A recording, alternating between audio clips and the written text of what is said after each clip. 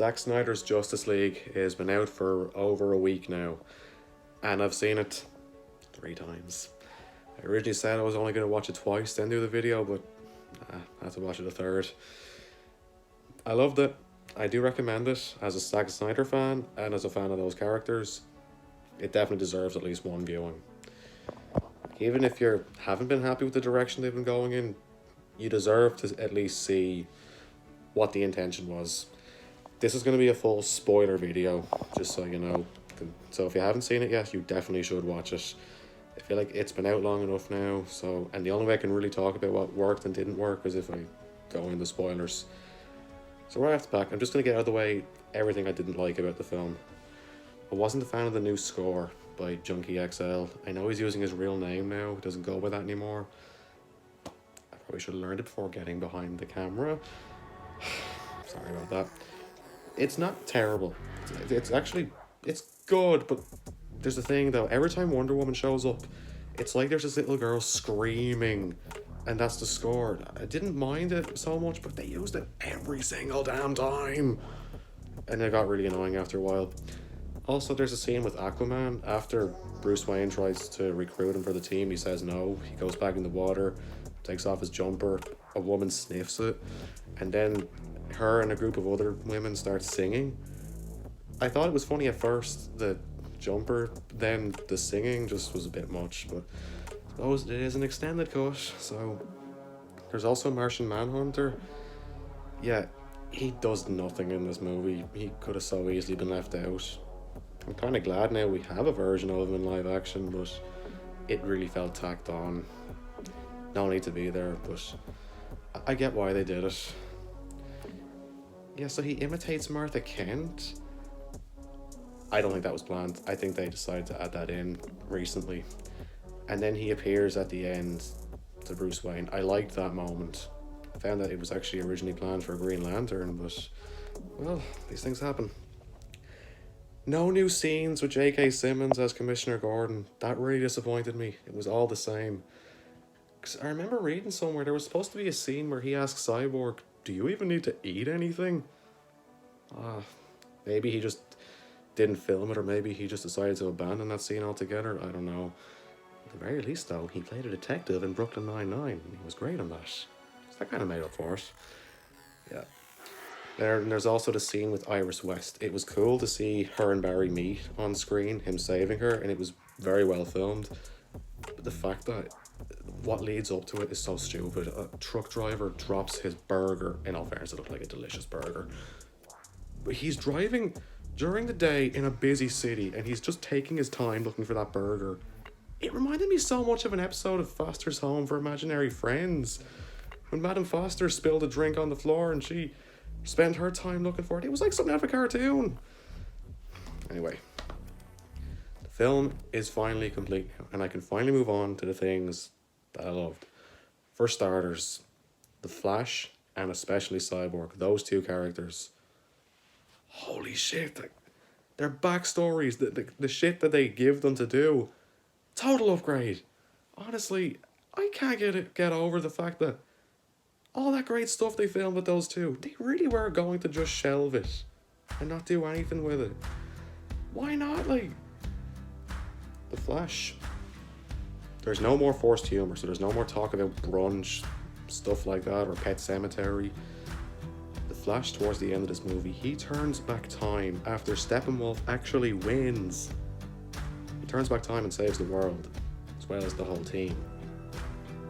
They took that out and decided to replace it with a scene of him jump-starting a car. I already said it this before at Warner Brothers. Everyone said it before. I don't need to kick a dead horse. Cyborg. Holy shit. If you're one of those people you complain that Zack Snyder films don't have enough heart, well, guess what? This is the perfect place to be. I loved his mother. His mother was awesome. I love this whole backstory, seeing him as a footballer. I love the relationship with his father. It's explored so much more. And Cyborg's one of those people, I only ever saw him as a Justice League member. I've never seen him as... I've never taken an interest in just him on his own. I've only ever seen him just as a Justice League member, really. But now that I've seen this movie, it feels good that they've really done this character justice. Let's move on to Wonder Woman. Um, I remember reading somewhere that in her opening scene originally, when the bomb goes off, it actually killed a few people. I think they got rid of it because it was probably getting a bit too repetitive of the previous two films.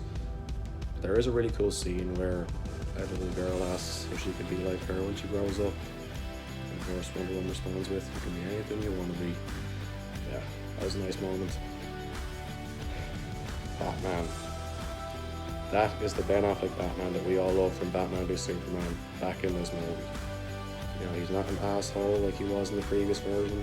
There's no stupid jokes about, oh, something's definitely bleeding. No, that is the Batman, the one who's full of regret, the one who's finally been redeemed, the one who's finally open to trusting. This time, it feels earned. And then there's Aquaman. We finally got those scenes with Willem Dafoe added back in. There's so much more. It's actually, Aquaman's pretty much the same as he is. There's just a lot more scenes added back in. And there's Superman. I honestly thought there'd be a lot more Superman, but it's the same amount. It's just really, really different. And also, he has a black suit now. I know about the black suit from the Death of Superman comic books. I don't mind it, but I don't know. Again, kind of mixed on it, but what they did with Superman was pretty cool. Okay. Then I'm going to talk about Steppenwolf. Also, major upgrade. He's not one of the greatest superhero villains ever. He won't go down in history or anything, but he was a good villain, and he actually looked like a threat. We also got to see Darkseid. He looked cool. He looked pretty cool. He didn't really get to do anything, but it's nice to know this is what they were setting up. This is what it was all leading to. So I'm happy enough we got something. The movie is 4 hours long. Or was it? No. On Now TV, like, it says it's 3 hours and 50 something minutes, and 10 of them were credits. So it's really 3 hours 45 minutes. Still pretty long though. But they did something really clever, because originally the film was going to be released as a mini-series. So what they do is every half hour to 40 minutes, the screen fades to black and it says, this is part 1, don't count on it, Batman, or this is part 2. Really good idea. Really good way to follow it. I was surprised actually with the way it was handled, but I think it worked. Did it feel the runtime? Well, yeah, how could you not? But then again, we waited so long for this. Just give it all to us, you know? Try to think, what else is there? Yeah, I need to talk about the scene that was reshot purposely for this movie. The scene with the Joker. Great scene. I loved it. Now, obviously, it was going to set up that this is what would have happened in Justice League 2. Yeah, so it's Batman, Cyborg, Flash, Deathstroke, Mira, and the Joker. Jared Leto, he only has one scene, but so much better than he was in Suicide Squad. That's the Joker. It's not much, but it is something. And I really loved watching it. It goes without saying, but it is, without question, a better movie than the original. Yeah. Still can't believe, like, for 4 whole years, this was our Justice League movie. I see a lot of people saying that, like, they're throwing their copies of this away, and that this is the version they consider canon now, which absolutely don't blame you.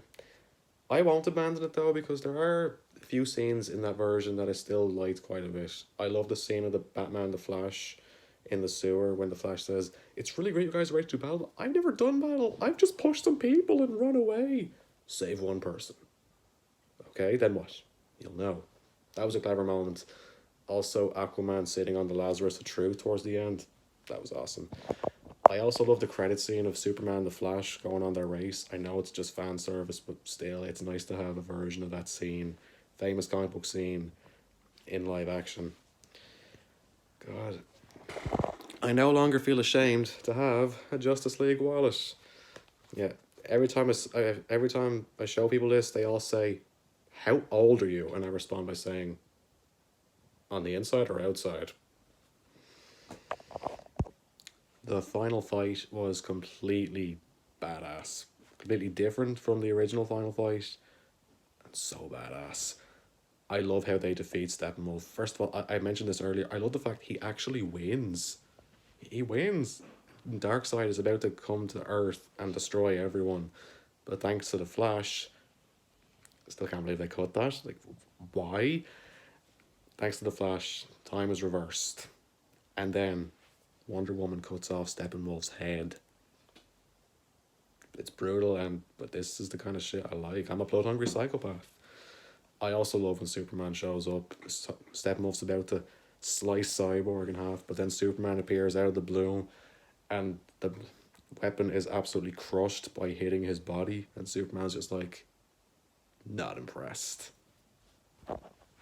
Yeah, deadly. Just loved it. What was my favourite scene in this whole movie? Honestly, it would have to be the scene when Cyborg's dad, Silas Stone, sacrifices himself. And it was actually really clever because, you know, they made it very clear you can't just destroy the mother box. It's like you can't destroy the One Ring from Lord of the Rings. But what he did was he made it so hot that they'd be able to track it, and it would lead them to Steppenwolf's base. He gave them a fighting chance. I can't believe they cut that out. What was wrong with them? Oh, for God's sake. I won't just, it's okay. We got it now. We got it now. That's all that matters. Okay. The final thing I want to talk about is there's now debate about whether or not the Snyderverse should be restored. Now, before I tell you my opinion, you guys know I love Zack Snyder. I'm actually one of the people who was happy with the direction they were going in. That being said, no, I don't think it should. I still think they need to start again. I believe it's the best thing for everyone, including Zack Snyder, and especially Ben Affleck, because look at all the shit that they've had to go through because of this. I don't think it's worth it. I don't think it's worth the hassle. It probably could work out if they did, but what if by some chance it didn't? I don't think it'd be worth the risk for any of them, given all like the psychological damage it's done to them. I've been through so much, and also we're getting a new Batman movie. They're moving forward with that, so yeah, they may as well just start again. But Ben Affleck has one more appearance as Batman in the Flash movie. We're getting an Aquaman sequel, and the Flash movie starts filming next month. We're also going to get Wonder Woman 3. They need to give Henry Cavill not one more Superman movie, one more appearance in like either the Shazam sequel or the Flash movie. Give Henry Cavill one more appearance as Superman. That's what they need to do. And then they need to move forward with that Superman reboot. I genuinely feel like this is the best thing. To end on a note like this, I'm so happy we got this. People fought for this. I gave up hope it was going to happen. They must feel so good now. They now know how strong their fan base is. And I regret now not playing my part in it. Another thing to you guys, even if these movies get made, we all know what's going to happen. We know now that, apparently Clark and Lois were going to have a child. They were going to name him Bruce. He'd grow up to be the new Batman because Batman was going to die at the end. There you go, guys.